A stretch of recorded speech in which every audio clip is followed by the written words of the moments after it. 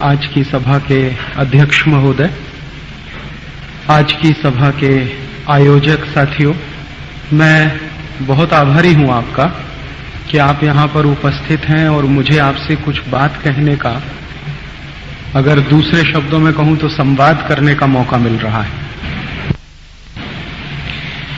अपने देश भारत में जहां हम रहते हैं, इसकी बहुत सारी विशेषताएं हैं। अपना देश दुनिया में कई मामलों में अद्भुत है, ऐसा हम सब जानते हैं। अपनी संस्कृति के बारे में, अपनी सभ्यता के बारे में दुनिया के बहुत सारे देशों के सामने हम अभिमान से कह सकते हैं कि जो संस्कृति हमारे देश में है, जो सभ्यता हमारे देश में है, वैसी शायद ही दुनिया के किसी देश में मिलेगी। परंपराएं अपने देश में काफी पुरानी है, हजारों साल पहले की हैं, सनातन है। और ऐसे कम देश हैं दुनिया में जिसमें सनातन परंपराएं चलती आई हैं। बहुत सारे देश हैं दुनिया में जहां पर परंपराएं ज्यादा से ज्यादा 200-250 वर्षों तक चलती हैं, उसके बाद टूट जाती हैं। भारत में एक अद्भुत बात दिखाई देती है कि यहां परंपराएं हजारों साल पुरानी हैं। कम से कम 5000 साल पहले जो थी वो आज भी यहां दिखाई देती है। तो कई मामलों में ये अद्भुत देश दिखाई देता है।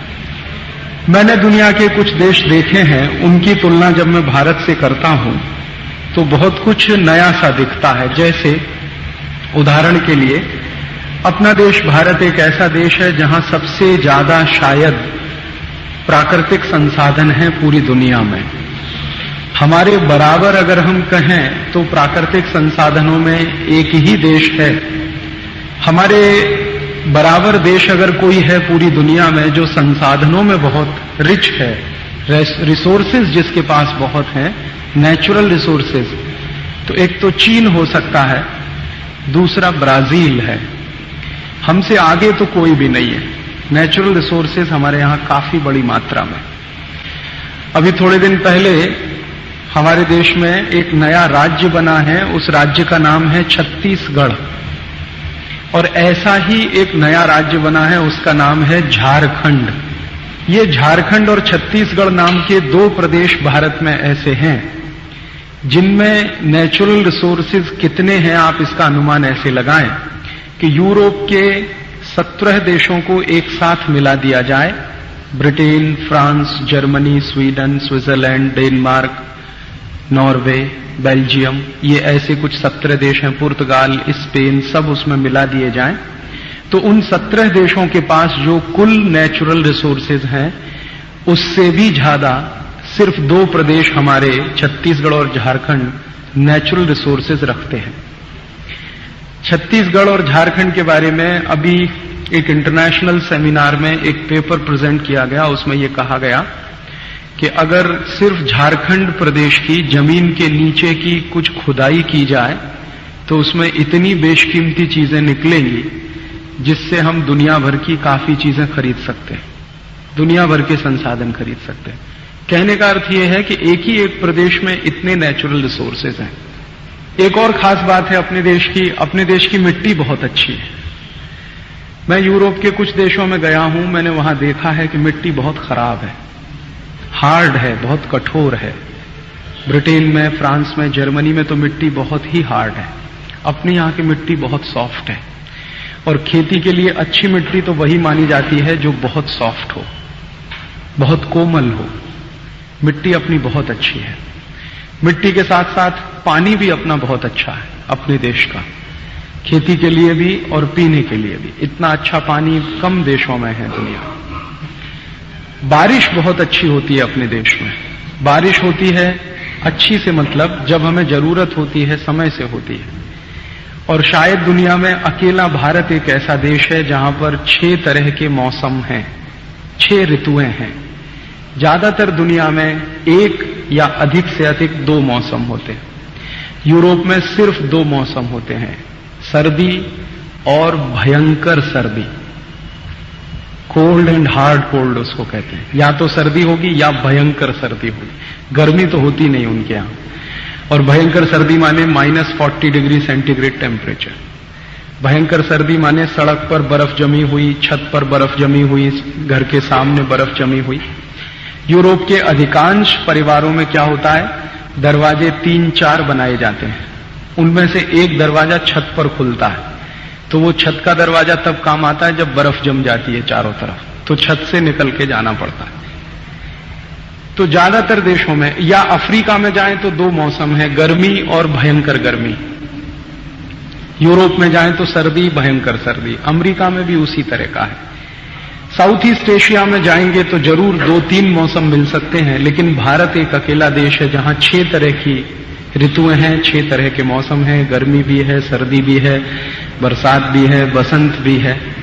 इस तरह से अपने यहां मौसम भी काफी हैं, बारिश अच्छी है, पर्यावरण, वन भी काफी हैं, हालांकि काफी कुछ कट गए हैं पेड़ अपने देश में, फिर भी काफी मात्रा में अपने यहां वन अभी भी बचे हुए हैं। पर कैपिटा जो कैलकुलेशन होता है दुनिया में वृक्षों का, उसमें अभी भी भारत दूसरे-तीसरे नंबर पर आता है। तो ये सब बातें मैं सिर्फ इसलिए कहना चाहता हूं कि भारत का एक चित्र तो ये है कि हम प्राकृतिक संपदा से भरपूर, जल हमारे पास अच्छा, मिट्टी हमारे पास अच्छी, जलवायु हमारी अच्छी, देश में ऋतुएं बहुत अच्छी, समय पर आने वाली ऋतुएं, एक तरफ तो हम ये देखते हैं। और दूसरी तरफ इसी भारत में एक और विशेष बात दिखाई देती है कि दुनिया की भयंकरतम गरीबी भी इसी देश में देखने को मिलती है।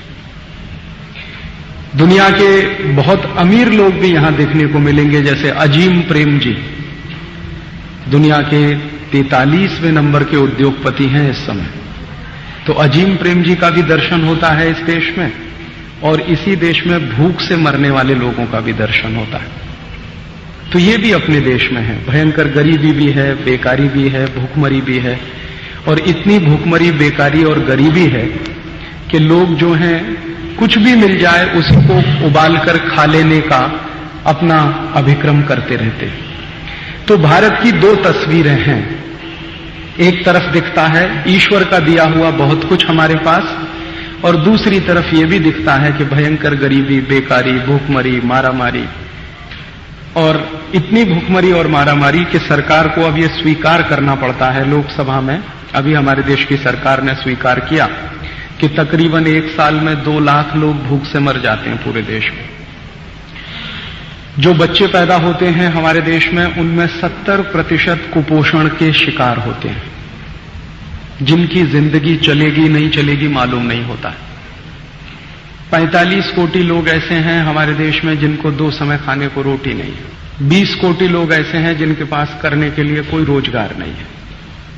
12 कोटि लोग हैं 20 कोटि में जिनको कुछ काम नहीं है। 8 कोटि ऐसे हैं जिनको साल में 3 महीने काम मिलता है। तो ये परिस्थिति भी हमें हमारे देश की दिखाई देती है। अभी थोड़े दिन पहले हमारे देश की सरकार ने लोक संख्या की गणना कराई थी, पॉपुलेशन की काउंटिंग हुई अपने देश में, जिसको हम सेंसस कहते हैं। और हर 10 वर्षों में हमारे देश में सेंसस होता है। तो अभी अभी पूरा हुआ है हमारा सेंसस सन 2001 का फरवरी मार्च के महीने में। तो उस सेंसस की रिपोर्ट में 2-3 बातें हैं जो मैं आपसे शेयर करना चाहता हूं। पहली बात सेंसस में यह कि भारत की आबादी, लोक संख्या 101 कोटि की है। उसी में ये बात भी है सेंसस में कि 45 कोटि लोग गरीबी की रेखा के नीचे हैं, जिनको खाने के लिए 2 समय रोटी नहीं है। उसी सेंसस की रिपोर्ट के अनुसार 12 कोटि लोग संपूर्ण बेरोजगार हैं। 8 कोटि लोगों को साल में 3 महीने काम मिलता है, 9 महीने वो बेकार रहते हैं। तो लगभग बेकारों की संख्या 20 कोटि है। उसी सेंसस की रिपोर्ट के अनुसार अपने देश में 50% गांवों में पीने का पानी नहीं है। 2,75,000 गांवों में पीने का पानी नहीं है।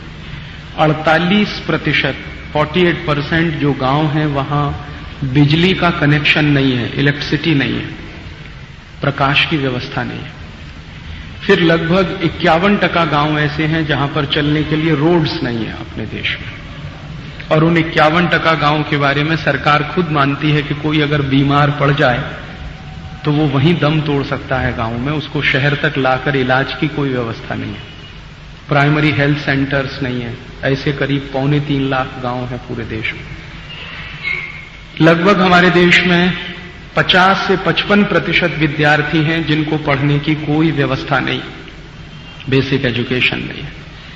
तो एक तरफ हम देखते हैं कि ईश्वर का दिया हुआ सब कुछ हमारे पास, दुनिया के सबसे बेहतरीन संसाधन हमारे पास, दुनिया के सबसे बेहतरीन जलवायु हमारे देश में, दुनिया की सबसे अच्छी मिट्टी हमारे पास, और ये कहना भी मैं चाहता हूं कि दुनिया के सबसे मेहनती लोग भी हमारे पास, बहुत मेहनत करने वाले लोग हैं हमारे देश में।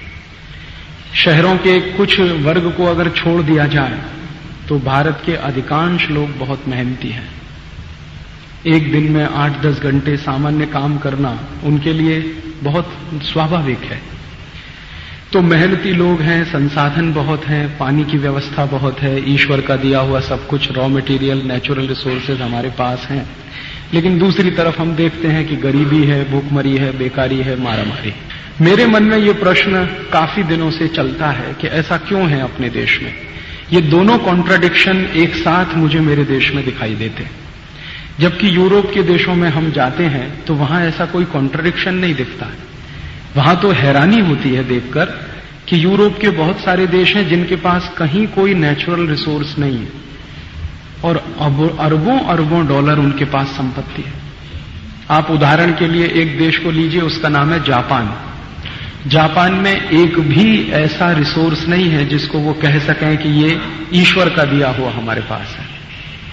जापान तो समुद्र के बीच में टापुओं पर बसा हुआ एक देश, छोटे छोटे टापू हैं, उसमें देश बना है। नेचुरल रिसोर्सेज होने का कोई चांस नहीं है उनके पास।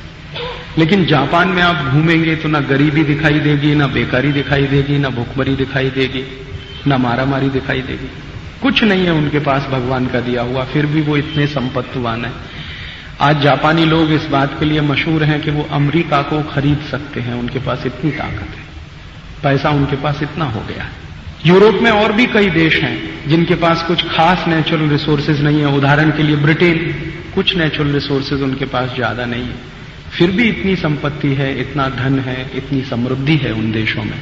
अपने देश में क्यों नहीं है ऐसा? हमारे पास नेचुरल रिसोर्सेज भी हैं, लोग भी हैं, मिट्टी भी अच्छी है, पानी भी अच्छा है, जलवायु बहुत अच्छी है, फिर भी अपने देश में गरीबी, भूखमरी, बेकारी क्यों है? ये प्रश्न बहुत दिन से मेरे मन में आता है। आपके मन में भी आता होगा। इतने सारे देश में संसाधन होने के बावजूद तमाम तरह की समस्याएं अपने देश में। तो ये समस्याएं क्यों हैं? इसका कारण क्या है? इस एक प्रश्न ने मुझको पिछले 10-15 वर्षों से बहुत परेशान कर रखा है। मैं काफी सोचता रहता हूं कि इसका कुछ कारण तो होना चाहिए।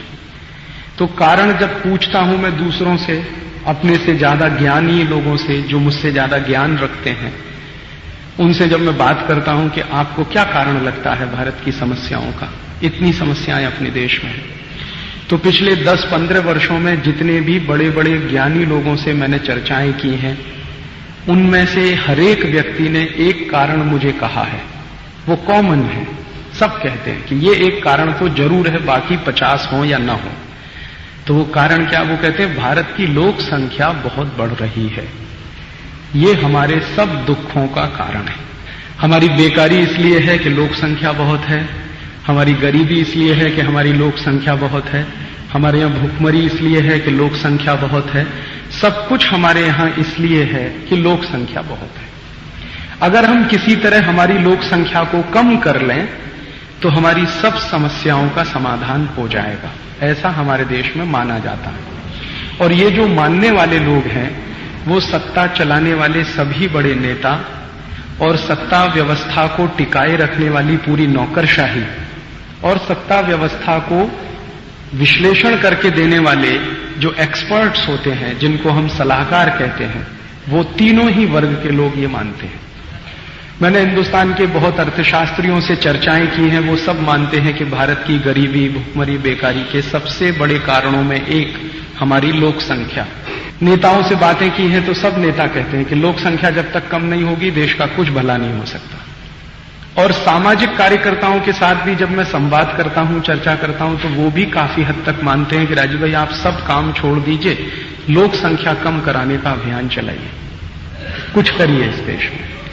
मैंने इस प्रश्न को बहुत गंभीरता से समझने की कोशिश की है कि क्या वास्तव में लोक संख्या ही हमारे सब समस्याओं का जड़ है या इसके अलग भी कुछ है। इस दृष्टि से मैंने एक अप्रोच शुरू किया मैं साइंस टेक्नोलॉजी का स्टूडेंट रहा हूं, आज भी हूं, तो मेरे अप्रोच करने का तरीका थोड़ा फर्क होता है। मैं उल्टा चलता हूं। जैसे मुझे समस्या 2001 में दिख रही है तो मैं 2001 से पीछे की तरफ बढ़ूंगा कि 2001 में अगर ये समस्या है तो 1990 में थी क्या, 1990 में थी तो 1980 में भी थी क्या, 1980 में थी तो 1960 में थी क्या, 1950 में थी क्या, 1940 में थी क्या, 1900 में थी क्या, 1850 में थी क्या। ये अप्रोच है मेरा काम करने का। क्योंकि विज्ञान का कोई भी विद्यार्थी जब किसी एक खोज पर निकलता है तो जहां वो खड़ा है वहीं से शुरू करता है, उल्टा जाता है। आप देखो जितने भी रिसर्चेस होते हैं दुनिया में, जिसको हम इन्वेंशंस कहते हैं, वो आगे से पीछे की तरफ बढ़ते हैं हमेशा से। हमने पृथ्वी के बारे में काफी कुछ जान लिया, तो अब चलो उससे आगे की तरफ, पीछे की तरफ। तो मैंने भी कुछ उसी तरह का अप्रोच रखा कि भारत में गरीबी, भूखमरी, बेकारी, मारामारी, ये सब समस्याएं हैं और भारत के लोग ऐसा कहते हैं, सरकार चलाने वाले, खासकर व्यवस्था चलाने वाले, कि लोक संख्या सबसे बड़ा कारण है गरीबी का, भूखमरी का, बेकारी का। तो मैंने इसी बात को समझने के लिए पीछे की तरफ चलना शुरू किया कि भारत की लोक संख्या हमारी समस्या का कारण कैसे और क्यों। तो पता ये चलता है कि 1991 में हमारी जो लोक संख्या थी अब 2001 में बहुत हो गई, 1981 में जो थी वो और कम थी, 1971 में और कम थी, माने लगातार बढ़ रही है। तो मैं पीछे जाता गया तो मैंने पता किया कि 1951 में, माने जब हम आजाद हुए थे, 47 में आजाद हुए, तो सेंसस हुआ 51 में। हर एक 10 साल पे सेंसस होता है। तो 1951 के आंकड़े हैं वो 1947 से मिलते जुलते ही हैं कि जब आजादी मिली थी तो उसके तुरंत बाद हमारी जनसंख्या करीब 34 कोटि लोगों की थी, लोक संख्या हमारी। अब हमारी लोक संख्या है 101 कोटि की, जो अभी सेंसस हुआ उसके अनुसार। तो 34 कोटि की लोक संख्या अगर 101 कोटि हो गई है तो इसका अर्थ यह है कि अपने देश की लोक संख्या 3 गुनी बढ़ गई है, 3 टाइम्स। तो फिर मैंने समझने के लिए ये तय किया कि अगर लोग ऐसा कहते हैं कि लोक संख्या बढ़ने से गरीबी बढ़ती है, तो मैंने कई अर्थशास्त्रियों से पूछा कि इसका प्रोपोर्शन क्या होता है। तो कहते हैं डायरेक्टली प्रोपोर्शनल होता है। अब डायरेक्टली प्रोपोर्शनल का माने, अगर लोक संख्या आपकी 5% बढ़ी तो गरीबी भी 5% बढ़ गई, लोक संख्या 10% बढ़ी तो गरीबी भी बढ़ गई उतनी, 20% बढ़ेगी तो गरीबी 20%, माने जितनी लोक संख्या बढ़ेगी उसी रेशियो में आपकी समस्याएं बढ़ेंगी, ऐसा अर्थशास्त्री कहते हैं। भारत देश के बड़े बड़े प्रधानमंत्री, जो भूतपूर्व प्रधानमंत्री हो चुके हैं, वो भी कहते हैं। तो मैंने फिर इसमें समझने की कोशिश की कि हमारी लोक संख्या पिछले 50 वर्षों में अगर कहें तो 3 गुनी हुई है। इसका अर्थ यह है कि 300% बढ़ी है। फिर मैंने ये जानने की कोशिश की कि लोक संख्या बढ़ी है तो उसके साथ साथ कुछ और भी बढ़ा है क्या देश में। तो पता चला कि हमारे देश में गरीबी भी बढ़ी है। तो कितनी बढ़ी है उसके आंकड़े मैंने ढूंढे।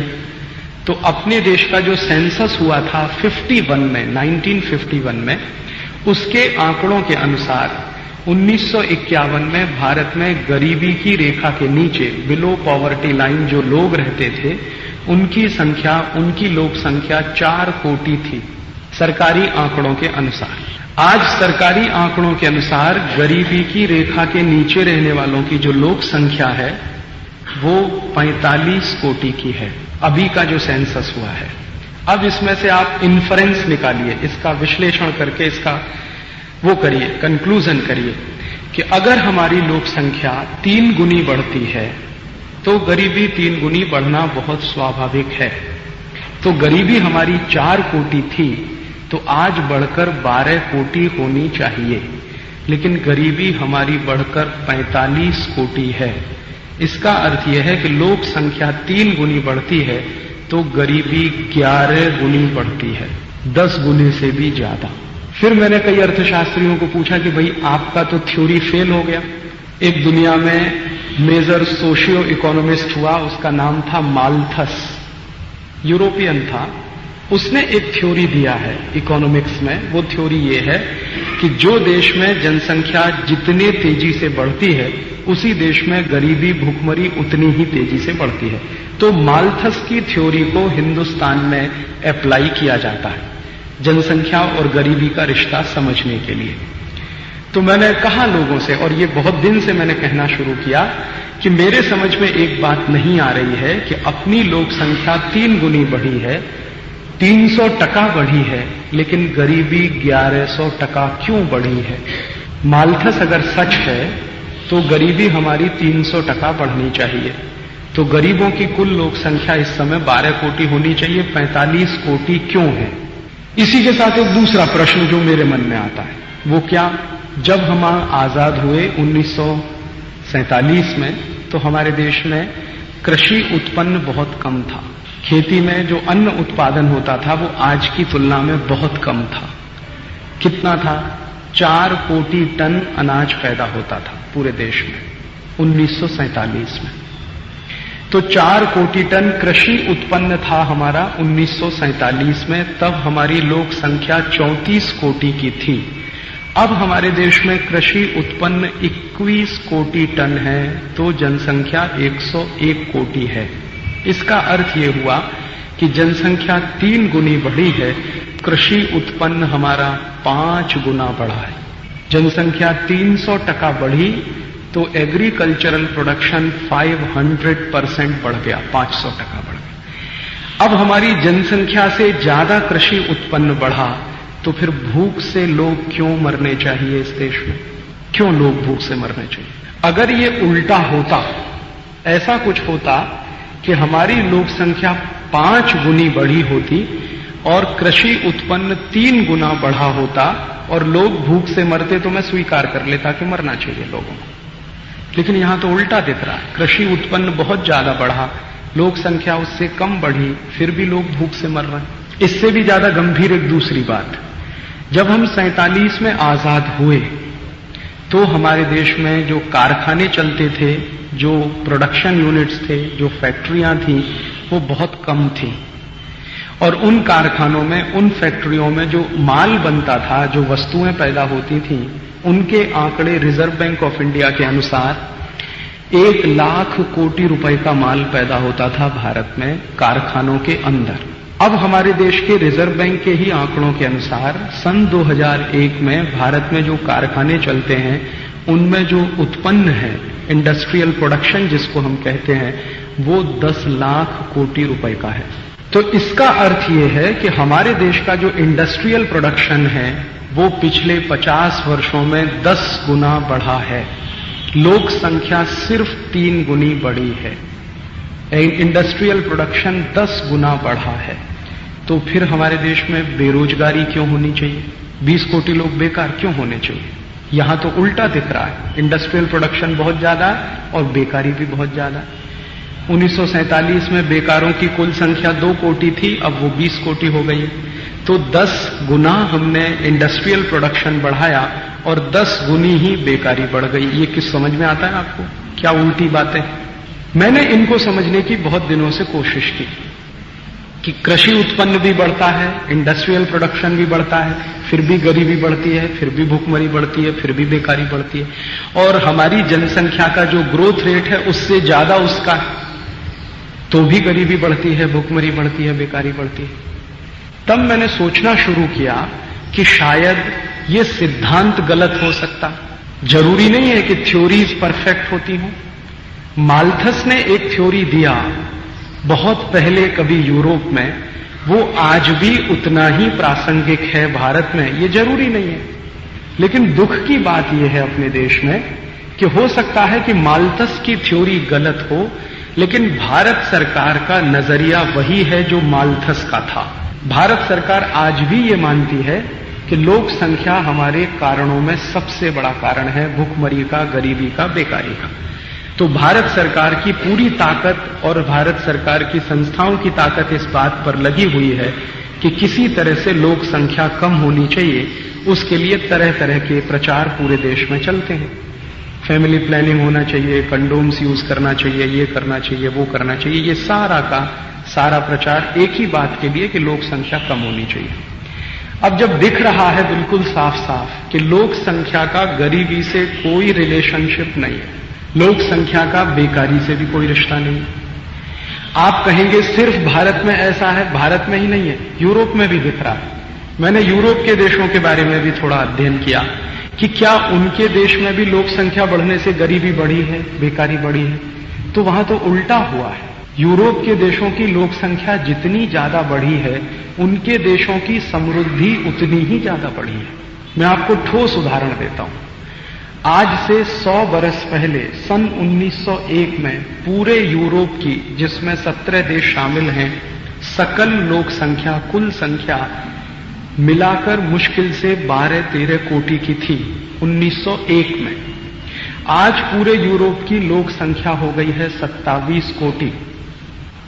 तो इसका माने यूरोप की लोक संख्या डबल हुई है, 100% इंक्रीज है उसमें। और आप सुनेंगे तो हैरान हो जाएंगे कि सन 1901 से आज तक यूरोप की समृद्धि हजारों गुनी बढ़ी है। 1901 में यूरोप में एक आदमी की per capita income on an average लगभग 15 से $20 थी। आज यूरोप के एक व्यक्ति की on an average per capita income $36,000 है। $36,000 पर कैपिटा इनकम यूरोप की, जिसमें 17 देशों को शामिल करके मैं बात कर रहा हूं।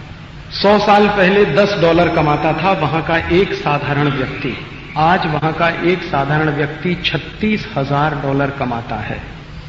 कितने दिन में? एक महीने में। एक महीने में यूरोप के एक व्यक्ति की औसतन आमदनी कुछ देशों में तो 36,000 से भी ऊपर है, जैसे स्विट्जरलैंड में आप चले जाइए, वहां तो बहुत ऊपर है। लेकिन कुछ देशों में बहुत कम है, जैसे पुर्तगाल और स्पेन में चले जाइए तो एवरेज दोनों का बीच का आता है। तो उनकी इतनी इनकम बढ़ गई है पिछले 100 सालों में। तो क्या चमत्कार कर लिया उन्होंने 100 साल, जो हम नहीं कर पाए। न उनके पास नेचुरल रिसोर्सेज हैं, न उनके पास माटी बहुत अच्छी है, न उनके यहां पानी बहुत अच्छा है। एक एक यूरोप का देश तो ऐसा है जो एक ही संकट से ग्रस्त रहता है, जैसे नीदरलैंड नाम का एक देश, वहां के लोगों को रात दिन एक ही चिंता रहती है कि दरिया का पानी कहीं घर में न घुस जाए, क्योंकि पूरा देश दरिया के नीचे है। वहां का जो वाटर लेवल है, जो सी लेवल है, वो दरिया के नीचे है, माने बस्ती दरिया के नीचे है, दरिया उससे ऊपर है। तो दरिया का पानी घर में ना घुसे, बस्ती में ना घुसे, इसी में उनकी जिंदगी निकल जाती है, फिर भी उनकी ग्रोथ कम नहीं होती कहीं से। ये चक्कर क्या है? कुछ तो इसके पीछे कोई बात है कि यूरोप में हम देख रहे हैं कि लोक संख्या भी बढ़ रही है और उससे कई गुनी ज्यादा उनकी प्रॉस्पेरिटी बढ़ रही है। अमेरिका में भी दिखाई देता है। अमेरिका की लोक संख्या भी इस समय लगभग 26 कोटि की है। आज से 100 साल पहले अमेरिका की लोक संख्या लगभग 13-14 कोटि के आसपास थी। अमेरिका में उस समय एक व्यक्ति की एवरेज इनकम 20 से $25 के आसपास थी। आज वो एवरेज इनकम उनके यहां भी बड़े आराम से $25-30 हजार है। तो वहां भी नहीं दिखता है ये। तो यूरोप और अमेरिका में संसाधन कम होने के बावजूद उनकी प्रॉस्पेरिटी लगातार बढ़ती जाती है, समृद्धि बढ़ती जाती है, पैसा बढ़ता जाता है, गरीबी खत्म हो गई है, बेकारी खत्म हो गई है। कई यूरोप के देश तो ऐसे हैं जहां मजदूर नहीं मिलते, काम ज्यादा। अब उनके यहां काम बहुत है, करने वाले नहीं है, तो मशीनें ऐसी बनाई कि एक मशीन 50 आदमी का काम करे। तो उन्होंने ऑटोमेशन लाया अपनी पूरी इंडस्ट्री में, पूरी की पूरी टेक्नोलॉजी को कैपिटल इंटेंसिव बनाया उन्होंने। हमारे देश में क्या है? हमारे यहां काम करने वाले बहुत हैं, हम काम दे नहीं पाते उनको, क्योंकि 20 कोटि लोग बेकार होने का अर्थ है 40 कोटि हाथ बेकार हैं इस देश में, जो कुछ कर नहीं सकते। तो उनके यहां हमें कुछ और दिखाई देता है, अपने यहां कुछ और दिखाई देता है। तो मैं सब लोगों को यही कहता हूं कि अगर माल्थस का सिद्धांत सच है भारत के लिए, तो वो स्विट्जरलैंड के लिए सच क्यों नहीं है? मैं विज्ञान का विद्यार्थी हूं और उसमें यह पढ़ाया जाता है कि थ्योरीज यूनिवर्सल होती हैं, टेक्नोलॉजी लोकल हो सकती है। एक कोई थ्योरी बनती है वो यूनिवर्सल होती है। अमेरिका में भी वही होगी, भारत में भी वही होगी, मंगल ग्रह पर चले जाएं तो भी वही होगी। साइंस की थ्योरीज कभी बदलती नहीं है, क्योंकि वो सच के नजदीक होती है। तो माल्थस की थ्योरी अगर भारत में एक है तो यूरोप में भी वही होनी चाहिए। लेकिन यूरोप में कुछ और दिखाई देता है, भारत में बिल्कुल अलग दिखाई देता है। तो मैंने ये तय कर लिया है और मैं कन्विंस हूं इस बात से कि माल्थस की थ्योरी ही गलत है।